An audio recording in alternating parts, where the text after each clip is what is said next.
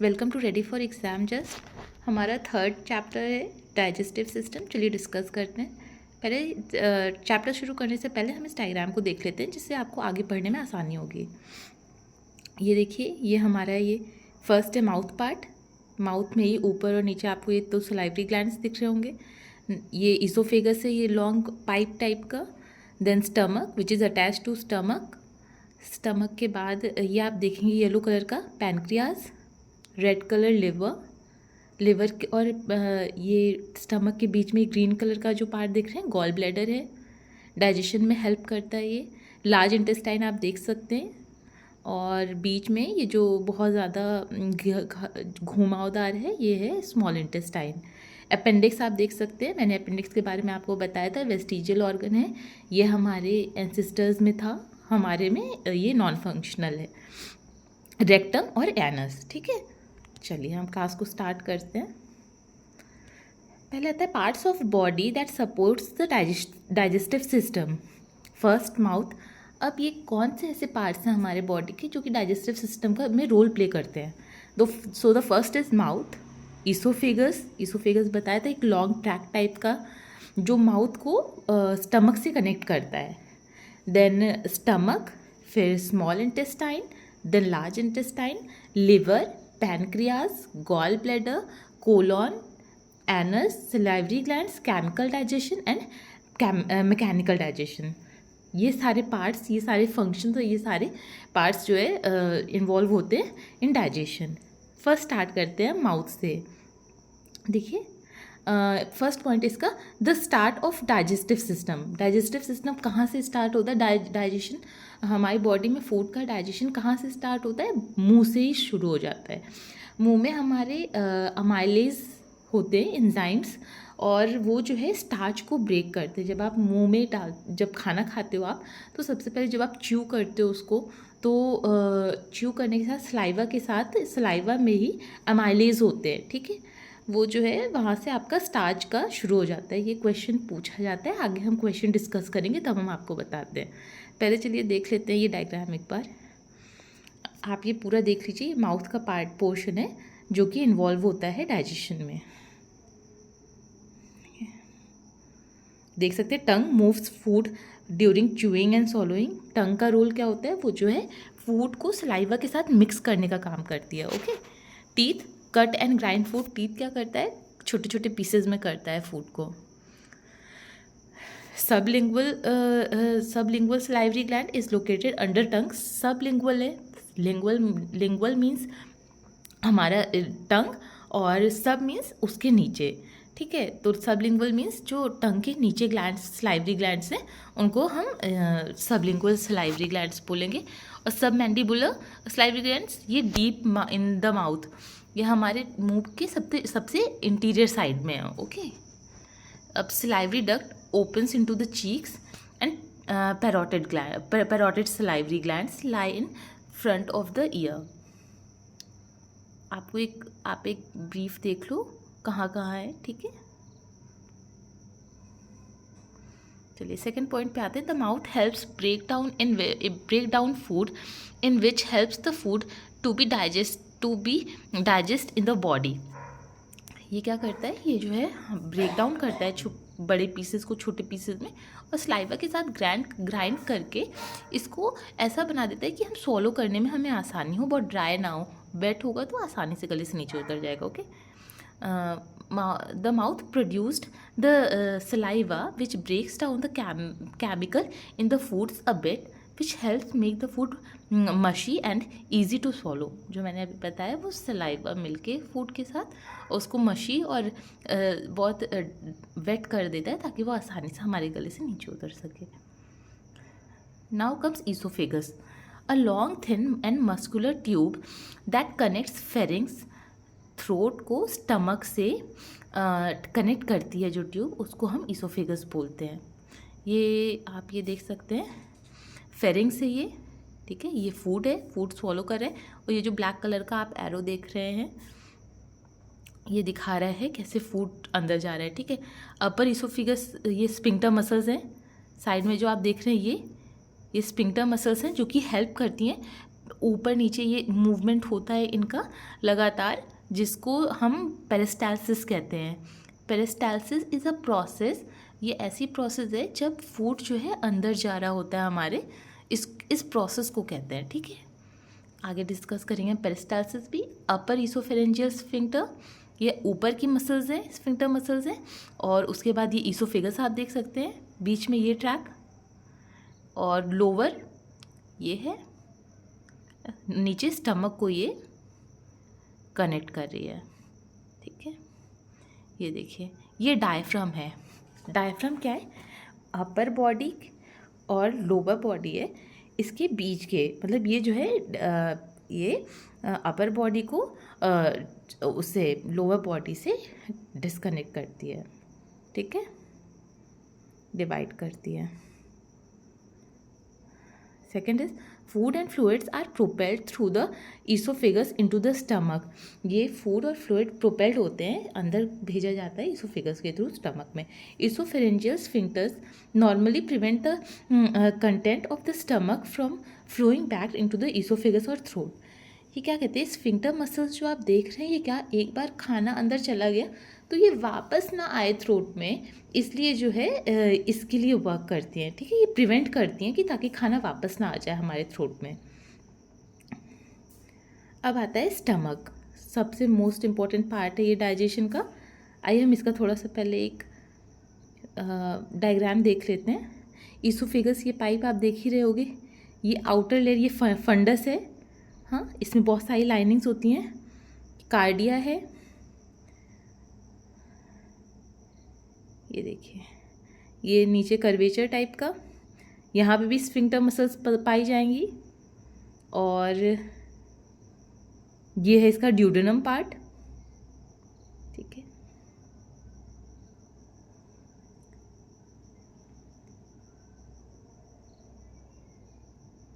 देखिए ये डायग्राम भी देखते हैं। ये ईसोफेरेंजियल स्फिंक्टर मसल्स हैं, यहाँ पे रफे है, ये जो ऐसे जो आप कर्व्स देखते हैं, इसी में जो है फूड का एब्जॉर्प्शन और एब्जॉर्प्शन होता है। ओके, चलिए आगे बढ़ते हैं। A muscular sac, what is stomach, उसको पहली पॉइंट में डिफाइन किया गया। A muscular sac that lies between the oesophagus and the small intestine in the upper abdomen. Upper part में, एब्डोमेन के अपर पार्ट में ये ये प्रेजेंट होते हैं। ये मस्कुलर सैक होते हैं जो कि प्रेजेंट होते हैं ईसोफेगस और स्मॉल इंटेस्टाइन के बीच में, और कनेक्ट भी करते हैं दोनों को। The stomach releases acid and enzymes for the chemical breakdown of food. ठीक है, ये एसिड, कौन सा एसिड होता है अगर पूछा जाए, हाइड्रोक्लोरिक एसिड यूज़ होता है। कौन प्रोड्यूस करता है ये आपको जल्दी कहीं मिलेगा नहीं, मैं आपको बताती हूँ। ये ज़्यादातर बुक्स में भी नहीं मेंशन है, बट आ सकता है आपके एग्ज़ाम्स में। ये जो स्टमक है, स्टमक की वॉल्स पे जो है वो गॉबलेट सेल्स होती हैं, गॉबलेट सेल्स होती हैं। क्या करती हैं ये इनर लाइनिंग में प्रेजेंट होती हैं, और जैसे ही फूड अंदर जाता है, ये जो है रिलीज़ की, ये HCl हाइड्रोक्लोरिक एसिड रिलीज़ करती हैं, which is helpful in digestion of food. ठीक है, second is stomach releases acid and enzymes for the chemical breakdown of. अब तक जो हमारे माउथ में ब्रेकडाउन हुआ वो फिजिकल ब्रेकडाउन था, मीन्स एक वहाँ पे कुछ एब्जॉर्प्शन नहीं हो रहा था विटामिन मिनरल्स इन सब का या न्यूट्रिएंट्स का, वहाँ पे सिर्फ ब्रेकडाउन हो रहा था, छोटे पीसेज में फूड को तोड़ा जा रहा था ताकि वो हमारी बॉडी अच्छे से वो ईसोफेगस के थ्रू हमारे स्टमक में चला जाए। बट मेन फंक्शन क्या कर रहा है, स्टमक ही कर रहा है, वो एसिड और एंजाइम्स रिलीज करता है, जिससे ये केमिकल ब्रेकडाउन होता है फूड का।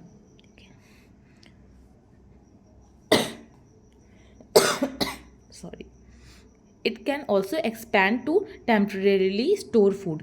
जैसे कभी होता है कि आप बहुत ज़्यादा खाना खा लिए तो ये एक्सपैंड भी करता है, मतलब ये थोड़ा सा फ्लेक्सिबल होता है ये। और कभी आपको 2 रोटी की भूख रहती है, कभी आप 4 भी खा लेते हो, कभी आप ओवर ईटिंग कर लेते हो।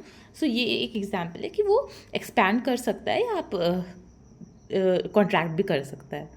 important for churning food into a consistency that is easier to digest for the rest of the body system. ठीक है, ये बॉडी चर्निंग ऑफ फूड करता है उसको जो है, और केमिकली उसको ब्रेक डाउन करता है, और सारी चीज़ें जैसे न्यूट्रिएंट्स हैं, आगे आप देखेंगे कि जब ये सारा ब्रेक डाउन कर दिया इसने, जितने भी माइक्रो न्यूट्रिएंट्स हैं उनको अलग कर दिया, इसके बाद एब्जॉर्प्शन होगा. ठीक है, अब हम आते हैं स्मॉल इंटेस्टाइन में. पहले आप देख लीजिए एक बार ये डायग्राम. लिवर है, गॉल ब्लैडर ग्रीन कलर का.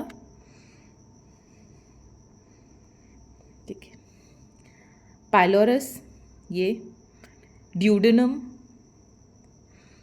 और आप देखोगे कोलॉन, एसेंडिंग कोलॉन. ठीक है, इलियम, सीकम, ये अपेंडिक्स है. अच्छा, अब पहले हम अपेंडिक्स की बात कर लेते हैं. अपेंडिक्स प्रेजेंट तो होता है बट ये नॉन फंक्शनल है हमारी बॉडी में.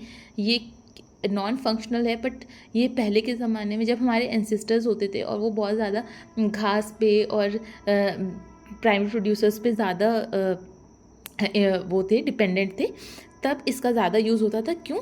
क्योंकि ये जो है सेल्यूलोज, जैसे बताया कि हमारी बॉडी स्टार्च तो कर लेती है डाइजेस्ट बट सेल्यूलोज नहीं कर पाती है, इसीलिए ये यूज़ होता है. And they are highly functional, ये बहुत फंक्शनल होते हैं आपकी गाय भैंसों में, क्योंकि वो हरा चारा खाती हैं, तो उसमें जो वो सेल्यूलोज ले रही हैं उसको ब्रेक डाउन करने में अपेंडिक्स ही हेल्प करता है. इसलिए कभी कभी ऐसा होता है कि हमारे नॉन हेल्दी डाइट की वजह से जो है कभी कभी इसमें स्वेलिंग आ जाती है, इसलिए अपेंडिक्स कई लोगों में रिमूव भी करना पड़ता है. इसको एक वर्ड दिया जाता है, it's a vestigial organ. Vestigial organs क्या होते हैं?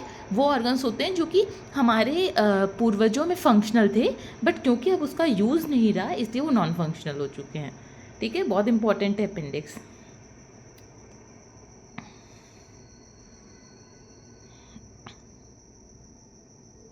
फिर आप देखेंगे रेक्टम, ये और ये एनल कैनाल, ये एनस. जेजुनम है ये, और पैनक्रियाज, ये येलो कलर पार्ट देख रहे हैं आप, ये स्टमक.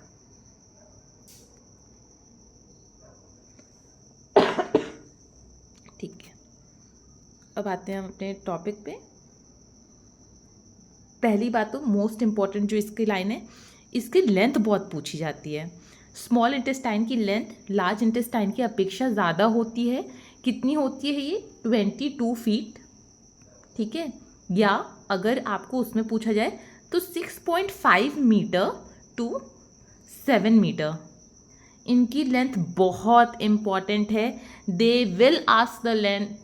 कई जब एग्जाम्स में मुझे ये क्वेश्चन मिला है और हम आगे डिस्कस करेंगे तब आपको ये पता चलेगा, बट आप प्लीज़ ये नोट डाउन कर लेना. ये स्लाइड में के पॉइंट्स में नहीं है इसलिए मैं एक्स्ट्रा लिख के आपको ये बता रही हूँ कि 22 फीट या 6.5 टू 7 मीटर. ठीक है, प्लीज़ नोट कर लीजिएगा इसकी लेंथ. और बहुत कन्फ्यूजन होती है स्मॉल इंटेस्टाइन और लार्ज इंटेस्टाइन में. आप ये जो मिडिल पार्ट देख रहे हैं जो कि बहुत जिगजैग पोर्शन में, ये स्मॉल इंटेस्टाइन है. Absorbs about 90% of the nutrients from the food we eat. आप देख सकते हैं क्वेश्चन ऐसे ही पूछा जाएगा, which part of digestive system is responsible for 90% of the nutrient absorption from our food. मतलब कि ऐसा क्वेश्चन आ सकता है कि डाइजेस्टिव सिस्टम का वो कौन सा पार्ट है जो रिस्पॉन्सिबल है 90 to 95% न्यूट्रिएंट्स एब्जॉर्प्शन में. तो वो आंसर क्या होगा? ये स्मॉल इंटेस्टाइन. आप देख सकते हैं कि कभी हम लोगों ने जाना नहीं, हमेशा हम कहते हैं पेट भर गया, हमारा पेट खराब है, हमारी प्रॉब्लम है. नहीं, मेन काम तो वहाँ पे तो ब्रेक डाउन हो गया सिर्फ, बट एब्जॉर्प्शन का काम कौन कर रहा है? वो ये small intestine. And that too it is contributing 90%. बहुत बड़ी चीज़ है 90%. ये देखिए, ठीक है, बहुत इंपॉर्टेंट. इसका मतलब ये बहुत ही इंपॉर्टेंट पार्ट है हमारे डाइजेस्टिव सिस्टम का. सेकेंड पॉइंट आते हैं, the small intestine is called small because the diameter of the width of the tube is much less than large intestine. इसको स्मॉल इंटेस्टाइन क्यों कहा जाता है? अभी जबकि मैंने बताया कि इसकी लेंथ लार्ज इंटेस्टाइन की अपेक्षा ज़्यादा है, फिर भी हम इसको स्मॉल इंटेस्टाइन क्यों बोलते हैं? क्योंकि ये पतली होती है.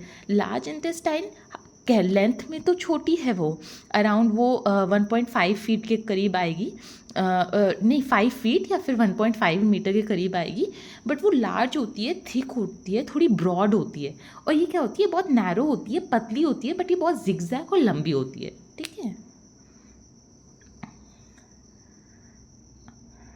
याद रखिएगा ये।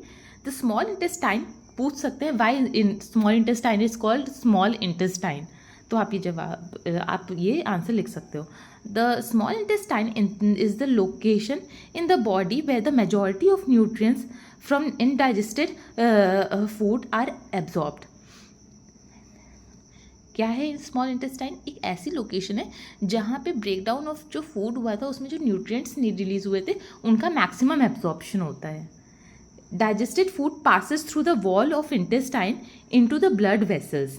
क्या कह रहे हैं? Digested food passes through the wall of intestine. जो डाइजेस्टेड फूड है वो इन जो इंटेस्टाइन के वॉल्स हैं इनके थ्रू गुजरता है। ब्लड वेसल्स में क्या होता है, इनका वो जो न्यूट्रिएंट्स रिलीज हुए हैं वो एब्जॉर्ब होते हैं, which then distribute the nutrient first to the liver and then to the rest of the body. ठीक है, ये उसके बाद लिवर में स्टोर होते हैं, फिर वो रेस्ट ऑफ द बॉडी में कंडक्ट कर दिए जाते हैं। अब हम आते हैं लार्ज इंटेस्टाइन में। डायग्राम देखते हैं पहले हम। लार्ज इंटेस्टाइन आप देख सकते हैं, ये लंबी सी जो है, लंबी और ब्रॉड, ये है आपकी लार्ज इंटेस्टाइन।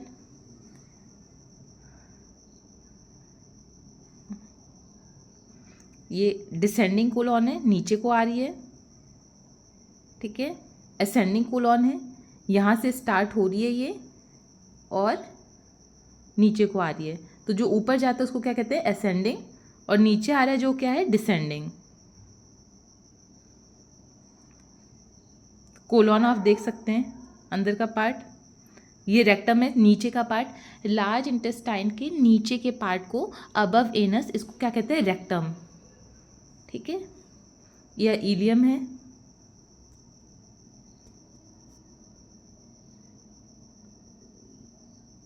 चलिए, आपने डायग्राम देख लिया।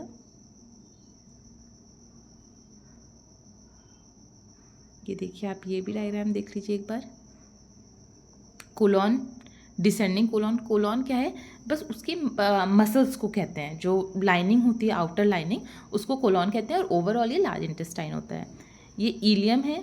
ठीक है, ये अपेंडिक्स बताया ही था। सीकम, असेंडिंग कोलॉन क्योंकि ऊपर को जा रहा है, ट्रांसवर्स कोलॉन सीधे आ रहा है इसलिए, और फिर डिसेंड हो रहा है इसलिए डिसेंडिंग कोलॉन। सिग्मॉइड कोलॉन, और ये रेक्टम, नीचे का पार्ट क्या होगा? रेक्टम। ठीक है, अब हम पढ़ते हैं लार्ज इंटेस्टाइन को। सबसे पहले तो आप इसकी लेंथ जान लीजिए, इसकी लेंथ भी पूछी जाती है। इसकी लेंथ है 5 फीट और 1.5 to 2 मीटर। ठीक है, बहुत इंपॉर्टेंट है, नोट डाउन कर लीजिएगा आप।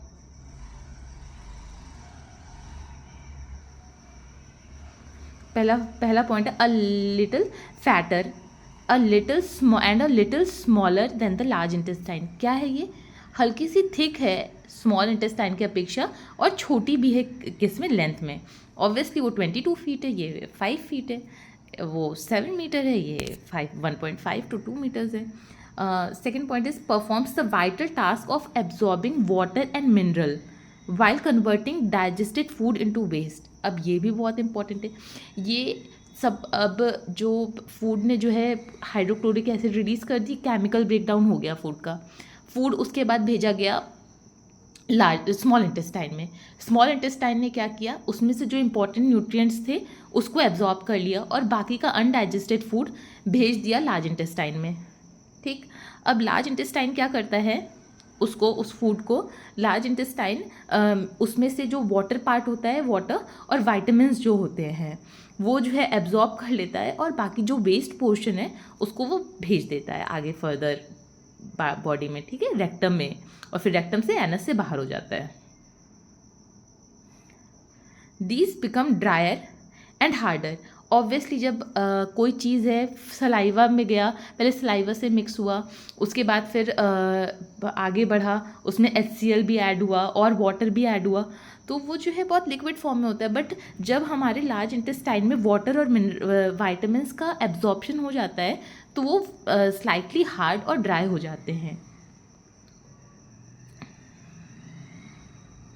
अच्छा ये बताइए, एक नॉर्मल जनरल सा है ये इन्फॉर्मेशन, मैं आपसे ये पूछूंगी कि क्यों कहते हैं कि अगर आपके पास वेट लॉस करने में या वेट गेन करने में आपके डाइजेस्टिव सिस्टम का भी बहुत बड़ा रोल होता है। क्या रोल होता है? सपोज़ अगर आपको हमेशा कॉन्स्टिपेशन बना रहता है या आपका फूड सही से डाइजेस्ट नहीं हो रहा है, तो उसमें क्या होता है कि ये जो आप देख रहे हैं स्मॉल लार्ज इंटेस्टाइन और स्मॉल इंटेस्टाइन में जो एब्जॉर्प्शन हो रहा है, तो जब लार्ज इंटेस्टाइन में आता है अनडाइजेस्टेड फूड, तो वो उसके बाद मिनरल्स के बाद ना वो फैट भी ऑब्वियसली आपका पेट साफ हो नहीं रहा है, तो बाकी जो अनडाइजेस्टेड फूड है वो आपके पेट में ही है, तो क्या करता है उससे वो बाकी फैट्स भी निकालने लगता है और फिर that increases the fat level in your body. ठीक है, इसीलिए कहते हैं कि ये आपको सबसे पहले तो ये करना पड़ेगा, आपको अपने डाइजेशन का बहुत अच्छे से ख्याल रखना पड़ेगा। Eat healthy, stay healthy and keep your stomach healthy too. चलिए, लार्ज इंटेस्टाइन हो गया, they become hard and so it is easier for body to get rid of them. Hard हो जाते हैं और इसलिए बॉडी से बाहर निकलने में मदद मिलती है उनको। अब आते हैं हम लिवर से, मोस्ट इम्पॉर्टेंट है, आप सभी जानते होंगे ये तो।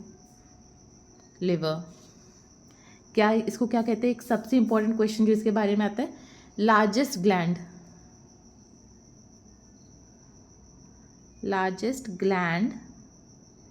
Of the body. ठीक है, और ये काम क्या होता है? लार्जेस्ट ग्लैंड, याद रखिएगा हमेशा। लिवर प्लेज अ, आप लिवर देख सकते हैं, ये इसकी पोजीशन देख लीजिएगा। Liver plays an important role in the process of digestion through the production of bile. Liver का मेन रोल क्या होता है? बाइल जूस प्रोड्यूस करता है। और वो क्या करता, वो बाइल जूस कहाँ यूज़ होता है? वो बाइल जूस आपका उसमें गॉल ब्लैडर में स्टोर होता है।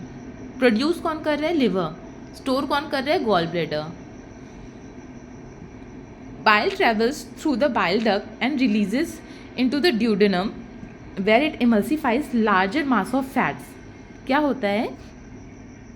बाइल जो है बाइल डक्ट के थ्रू, यहाँ पे आप देख सकते हैं ऐसे कई सारी पाइप जाती है, मैं आगे आपको दिखाऊंगी, वहाँ से जो है होते हुए वो रिलीज़ होता है ड्यूडेनम में, जहाँ पे जो है वो लार्ज जो हम खाने में हमारे साथ फैट गया हुआ है उसको उसके डाइजेशन में हेल्प करता है ये। Fats made by the bile turns the large clumps of fat into smaller pieces that have more surface area and are therefore easier for the body to digest.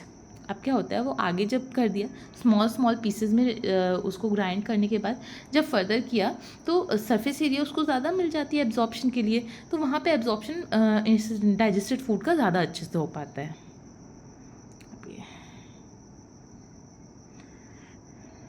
ये देखिए आप,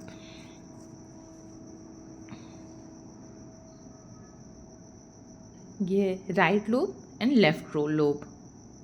ठीक है, बहुत ज़्यादा डीप में जाने की ज़रूरत नहीं है, उतना ही पढ़िए। कहने को तो आपको अगर क्लास ली जाए तो 2 से 3 दिन तो सिर्फ एक एक पार्ट, बॉडी पार्ट ही पढ़ाने में चला जाएगा, बट इतना डीप पूछते नहीं है आपको, बस वही उतना ही पढ़ना है जितना आपके एग्ज़ाम्स के लिए इम्पोर्टेंट है। आप ये ग्रीन कलर का देख रहे हैं, गॉल ब्लैडर,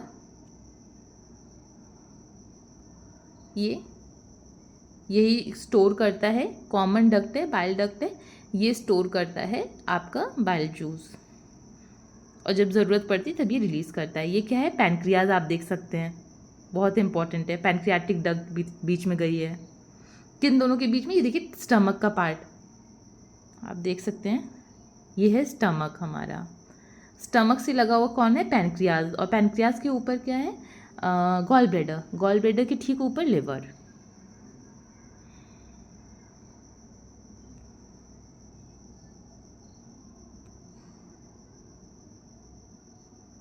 चलिए स्टार्ट करते हैं अपने फर्स्ट पार्ट से। Part of digestive system and produces, ये एक पार्ट है, पैनक्रियाज भी पार्ट है। अब आप ये मत सोचने लगे कि अरे वो तो ग्लैंड है, वो तो हार्मोन्स रिलीज करती है बस, नहीं, उसका भी पार्ट है, मेजर रोल प्ले करती है वो डाइजेशन में। Part of digestive system and produces important enzymes, guys please note it down, ये इसमें important enzymes and hormones release होते हैं जो कि फर्दर ब्रेक डाउन करते हैं फूड को और न्यूट्रिएंट्स को अलग करने में हेल्प करते हैं। सेकेंड पॉइंट इज एंजाइम्स और digestive juices produced by the pancreas are secreted into the small intestine to further break down food after it has left the stomach. क्या कह रहा है, इसका मतलब क्या है? सेकेंड पॉइंट का ये मतलब है कि एंजाइम्स और जो पैनक्रियाज जो एंजाइम्स और डाइजेस्टिव जूसेस सिक्रीट कर रहा है, कहाँ सिक्रीट करता है? स्मॉल इंटेस्टाइन में करता है। हमेशा याद रखिएगा, पूछा जाएगा ये क्वेश्चन आपसे कि जो सिक्रीशन है पैनक्रियाज का वो किस में होता है, and then they will give you the option stomach, liver, gall bladder, small intestine and large intestine. Suppose ये दे दिया large intestine, small intestine, gall bladder and liver, तो आप क्या जब इसका आंसर क्या होगा? इसका आंसर होगा स्मॉल इंटेस्टाइन में। पैनक्रियाज अपनी सेक्रीशन कहाँ डालते हैं? कहाँ पे? यहाँ पे स्मॉल इंटेस्टाइन में। और जो कि जब जो है हमारी बॉडी स्टमक से फूड निकल करके स्मॉल इंटेस्टाइन में जाता है तो उसका फर्दर ब्रेक डाउन होता है। वो किसकी हेल्प से होता है? ये जो एंजाइम्स और ये डाइजेस्टिव जूसेस ये रिलीज करता है पैनक्रियाज स्मॉल इंटेस्टाइन में, इसकी वजह से, और एब्जॉर्प्शन भी यही होगा। It has endocrine function. Pancreas क्या है? एंडोक्रीन ग्लैंड ही है ना, याद रखिएगा, एंडोक्रीन और एक्सोक्रीन बहुत पूछा जाता है। Because it releases juice directly into the blood stream and it has an exocrine function because it releases juices into the duct. ये क्या करता है? ये जो है डायरेक्ट जो है ये ब्लड स्ट्रीम में अपने जितना भी है हार्मोन्स जो रिलीज़ करता है, ये डायरेक्टली ब्लड स्ट्रीम में रिलीज़ करता है। और जो जूसेस होते हैं वो कहाँ होते हैं? वो डक्ट में रिलीज़ करता है। Now comes the gall bladder. पहले हम इसका डायग्राम देखते हैं। ये कॉमन बाइल डक्ट है, ठीक है, ये गॉल ब्लैडर है। इसके पार्ट्स देख लीजिए, फंडस, सिस्टिक डक्ट, ये है neck of gall bladder, common bile duct, pancreatic duct. इसके बारे में पढ़ते हैं। A small storage organ located inferior and posterior to the liver holds bile produced in the liver। देखिए ये लाइन इंपॉर्टेंट होती है। It holds bile produced in the liver. ये पूछा जा सकता है कि लिवर जो बाइल जूसेस प्रोड्यूस कर रहा है या रिलीज कर रहा है वो कहाँ पे स्टोर होती हैं? वो कहाँ पे? वो गॉल ब्लैडर में स्टोर होती हैं। until it is needed for digesting fatty foods in the duodenum of small intestine। इसीलिए कहते हैं फैटी लिवर हो जाता है लोगों को ना, जब बहुत ज़्यादा आप बाहर की चीज़ें खाते हो, बहुत ऑयली या मसालेदार चीज़ें खाते हो तो फैटी लिवर हो जाता है, इसी की वजह से होता है। देखिए लिखा हुआ है, क्योंकि फैटी फूड डाइजेस्ट अब एक्स्ट्रा ले लोगे ओवरलोडेड हो जाएगा, तो वही है, फिर वो परत किनारे जम जाएगी, फिर वो फैटी लिवर हो जाएगा और वो काफ़ी दिक्कत करता है फिर आगे चल के। When food enters the small intestine, a hormone called cholecystokinin, याद रखिएगा, cholecystokinin, cholecystokinin released। कौन करता है? When food enters the small intestine, जैसे ही फूड स्मॉल इंटेस्टाइन में जाता है कौन सा हार्मोन रिलीज होता है? कोलिसिस्टोकाइनिन, इंपॉर्टेंट है, released signaling the gallbladder to contract and release the bile duct into the small intestine through common bile duct। एक common bile duct है। अब क्या होता है, ये हार्मोन का क्या, इस हार्मोन का क्या काम है? कोलिसिस्टोकाइनिन। ये जाता है, ये मैसेज लेके जाता है गॉल ब्लैडर के पास कि तुम अब कॉन्ट्रैक्ट हो जाओ और जो लिवर तुम्हें बाइल जूस दिया है, जो तुम्हारे अंदर उसने फिल किया है लिवर ने बाइल जूस फॉर डाइजेशन, उसको कॉन्ट्रैक्ट करके रिलीज कर दो स्मॉल इंटेस्टाइन में, ताकि फर्दर एब्जॉर्प्शन और ये डाइजेशन हो सके फूड का। ठीक है, समझ रहे ना? बहुत सिंपल लैंग्वेज में है आप लोग। ध्यान से पढ़ोगे ना तो काफ़ी इंटरेस्टिंग भी है। Now comes the colon. आप देख सकते हैं कोलॉन, इसमें जो मैंने बताया था लाइनिंग है जो लार्ज इंटेस्टाइन की, उसको कोलॉन कहेंगे। असेंडिंग कौन सा है, जो नीचे से बढ़ रही है, अपेंडिक्स के बाद वाला पोर्शन। जो ट्रांसवर्स जा रहा है वो ट्रांसवर्स कोलॉन, और फिर जो डिसेंड हो रहा है वो है डिसेंडिंग कोलॉन, और लास्ट में रेक्टम। रेक्टम के नीचे आएगा एनस। ये आप एक तो ये दोनों डायग्राम्स, ये डायग्राम देखिए लेफ्ट एंड राइट दोनों वाला, ये ठीक है। और ये पूछ लेंगे आपसे क्वेश्चन, इसमें कैसे पूछेंगे, डायग्राम बेस्ड नहीं होगा, इसमें पूछेंगे colon is a part of which digestive system, which part of digestive system, मतलब कोलॉन डाइजेस्टिव सिस्टम की किस का भाग है। अब उसमें ऑप्शन दे सकते हैं stomach, small intestine, large intestine, liver, pancreas, कुछ भी। तो उसमें आंसर क्या होगा आपका, लार्ज इंटेस्टाइन होगा।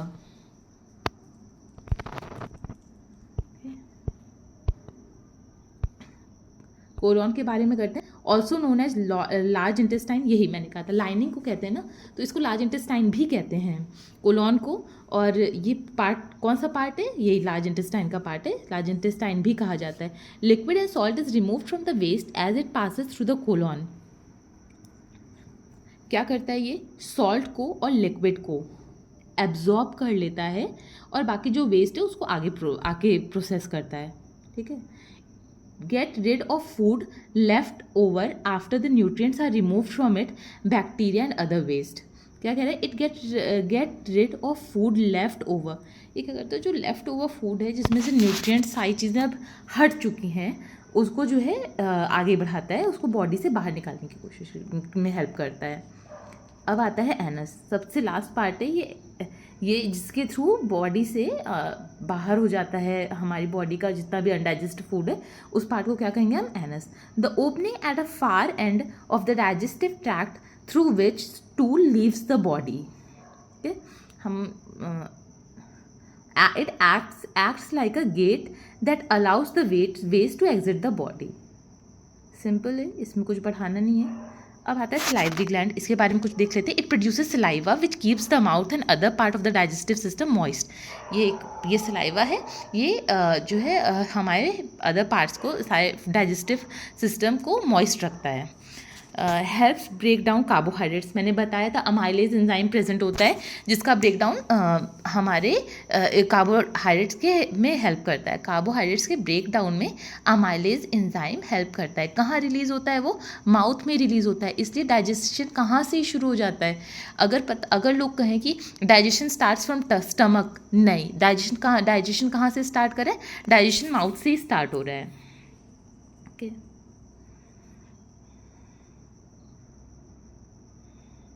दिखाया था आपको स्टार्टिंग में जब हम इसके बारे में पढ़े थे। It helps break down carbohydrates, lubricates the passage of food down from the pharynx to the oesophagus of the stomach. जो हमारा फेरिंग्स है, फेरिंग्स का पार्ट ऊपर थ्रोट के साइड का, थ्रोट के पार्ट को फेरिंग्स कहते हैं, वहाँ से फूड तक ले जाने में हेल्प करता है। ठीक है, वहाँ स्टमक तक ले जाने में हेल्प करता है, ये मॉइस्ट बनाता है उसको। केमिकल डाइजेशन क्या है, breaking down of food into simpler nutrients that can be used by the cell. कोई भी फूड को ब्रेक डाउन करे कि उसके सिंपल जो न्यूट्रिएंट्स हैं वो एक्सट्रैक्ट किए जा सके और वो जो है सेल द्वारा उसको यूज में लाया जा सके। सेकेंड पॉइंट है begins in the mouth when food mixes with, मतलब ये जो है केमिकल डाइजेशन माउथ से शुरू हो जाता है। मैंने बताया था अमाइलेज होता है, वो रिलीज होता है, फिर वो ब्रेक डाउन करता है, स्टार्च का यहाँ से शुरू हो जाता है। कार्बोहाइड्रेट्स हमारे मुंह से ही डाइजेशन में पार्ट लेना शुरू कर देते हैं। थर्ड पॉइंट है the enzymes necessary for proper chemical digestion are in equilibrium. ठीक है, देख सकते हैं आप ये कोलिसिस्टोकाइनिन क्या कर रहा है, कोलिसिस्टोकाइनिन रिलीज कर रहा है किसको, गॉल ब्लैडर को। आप ये डायग्राम देखिए, इसने पूरा एक्सप्लेन कर रखा है।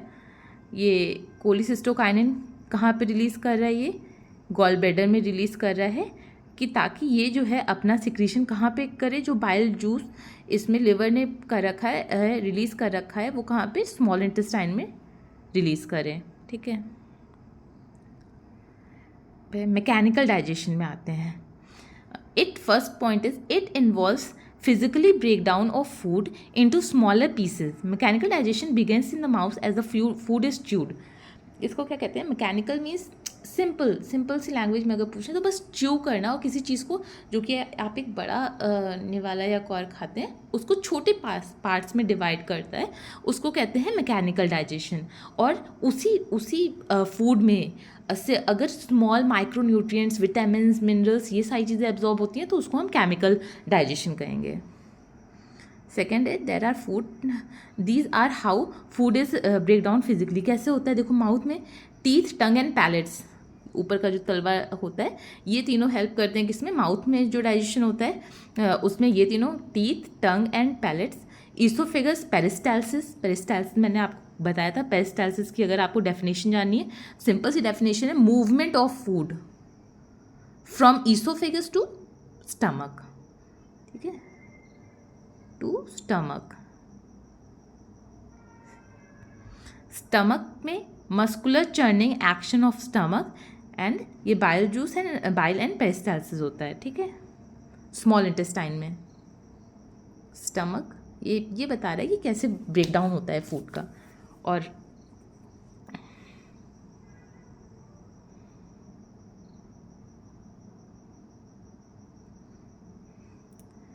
How did the digestive system maintains homeostasis. The digestive system maintains homeostasis by creating the proper pH balance in the gastric environment.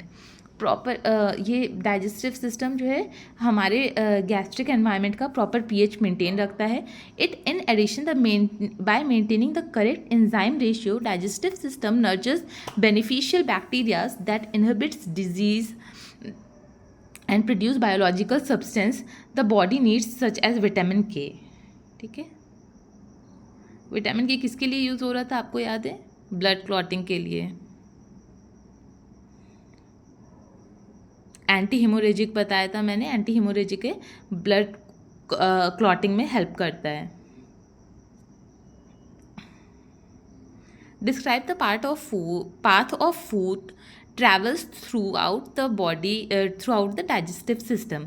तो ये क्या कहता है, फूड स्टार्ट्स फ्रॉम, ये आपको एक बाहर से एक फ्लो चार्ट टाइप का दिया गया है, फ्लो चार्ट नहीं कहेंगे, एक आपको एक आउटलाइन दी गई है, how the food is, how digestive system works, ठीक है।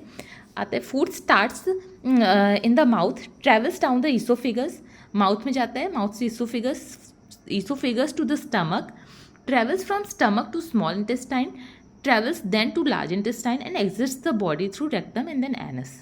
क्या कह रहा है ये, कह रहा है माउथ से कहाँ जाएगा, ईसोफेगस, ईसोफेगस से कहाँ जाएगा, स्टमक, स्टमक से स्मॉल इंटेस्टाइन, स्मॉल इंटेस्टाइन से लार्ज इंटेस्टाइन, और लार्ज इंटेस्टाइन से रेक्टम, रेक्टम के बाद एनस। याद रखिएगा, इसको पूछ सकते हैं, एरो देके ऑप्शन में दे सकते हैं कि डाइजेस्टिव सिस्टम के कौन कौन से स्टेप्स सही हैं, फिर पता चला आपको सारे स्टेप्स दे देगा इधर उधर करके और आप कंफ्यूज हो जाओगे। So you will have to understand ये चीज़, माउथ मेमोराइज भी करना पड़ेगा, mouth, oesophagus, then stomach, stomach के बाद आप डायग्राम देखो ना तो आप रिकॉल करने लगोगे सारी चीज़ें, ठीक है। डायग्राम देख लेते हैं, बहुत इंपॉर्टेंट है। salivary gland which has enzymes that starts to chemically break down the food, ठीक है। teeth, my teeth and jaws chew the food into simpler small pieces। फिर क्या है, टंग सलाइवा को फूड से मिक्स करती है, muscle contraction pushes the food down my oesophagus. क्या करता है ये मसल कॉन्ट्रैक्शन जो होता है, पेरिस्टाल्सिस कहते हैं इसको, इसके थ्रू जो है फूड ईसोफेगस से स्टमक में जाता है। स्टमक क्या करता है, churns the food, mixes it with strong acid, churn करता है फूड को, स्ट्रॉन्ग एसिड रिलीज करता है। कौन वो रिलीज करता है, मैंने बताया था आपको, गॉबलेट सेल्स रिलीज करती हैं, and it turns into a goopy soup, मतलब उसको लिक्विड फॉर्म में कर देता है। अब my liver makes biles which helps neutralise stomach acids and digest some vitamins, कुछ वाइटामिन्स जो कि हमारी बॉडी बनाती है, कौन सी बनाती है, हाँ, विटामिन डी नहीं बनाती, विटामिन बी बनाती है हमारी बॉडी ना, बी के सारे फॉर्म B1 B2 B12, ठीक है, और विटामिन डी नहीं बनाती हमारी बॉडी। अब आता है bile is stored in gall bladder until it's needed. Bile juice जो कि लिवर बनाता है वो स्टोर करके रखता है गॉल ब्लैडर में, और जब ज़रूरत पड़ती है तो कोलिसिस्टोकाइनिन रिलीज़ करके ये बताता है कि अब तो मैं बाइल जूस रिलीज़ करना है स्मॉल इंटेस्टाइन में, और रिलीज़ होती है और वो फर्दर डाइजेशन के लिए हेल्पफुल होती है, ठीक है। Pancreas makes enzymes that breaks down food. Muscle contraction pushes the food through my intestine which digests and absorbs the nutrient from the food. पढ़ सकते हैं आप, अब तो मैंने समझा ही दिया है तो ये चीज़ें सारी इजी लग रही होंगी। In my duodenum bile and enzymes from my pancreas continue to break down food. My colon absorbs water and electrolytes. Colon क्या होता है, उसकी जो वॉल्स जिगजैग होती है, वो जो है कर्व्स होते हैं, उसमें जो है एब्जॉर्प्शन होता है इनका, और बाकी जो अनडाइजेस्टेड हार्ड फूड हो जाता है उसको बाहर कर देता है through rectum and then anus. How the digestive system affects other body system, ये पढ़ लेते हैं। The digestive system makes then distribute the nutrient to the rest of the body system.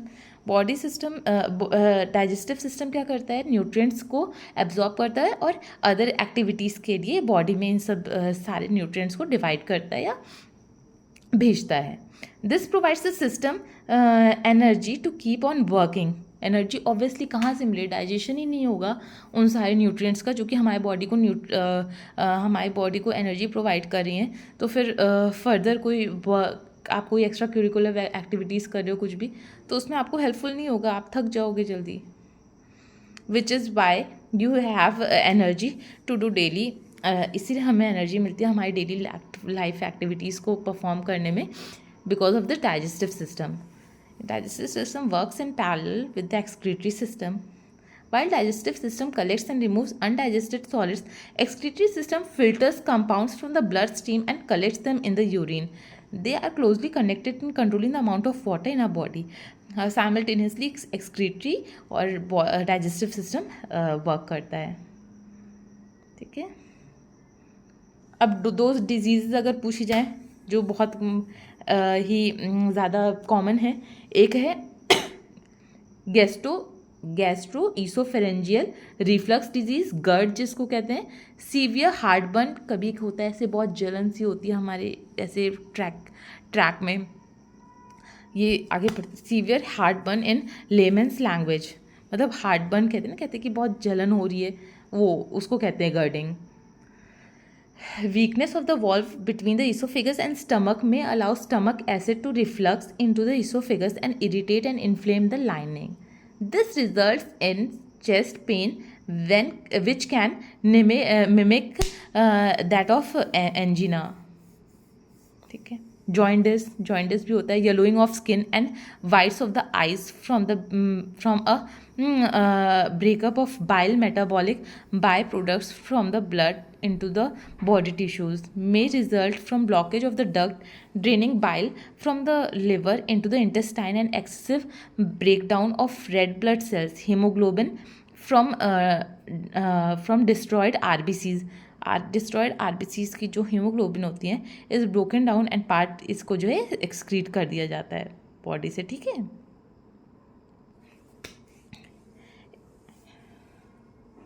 ये आप पढ़ लीजिएगा इफ़ेक्ट्स क्या हैं आउटर एनवायरनमेंट के। चलिए ये पढ़ते हैं, ये स्लाइड देखिए। 3 fun facts about the digestive system. First, when you eat something, the food does not simply fall through your esophagus and into your stomach. जब आप कोई चीज़ खाते हो तो डायरेक्ट ईसोफेगस से तुरंत ही पेट में नहीं चला जाता।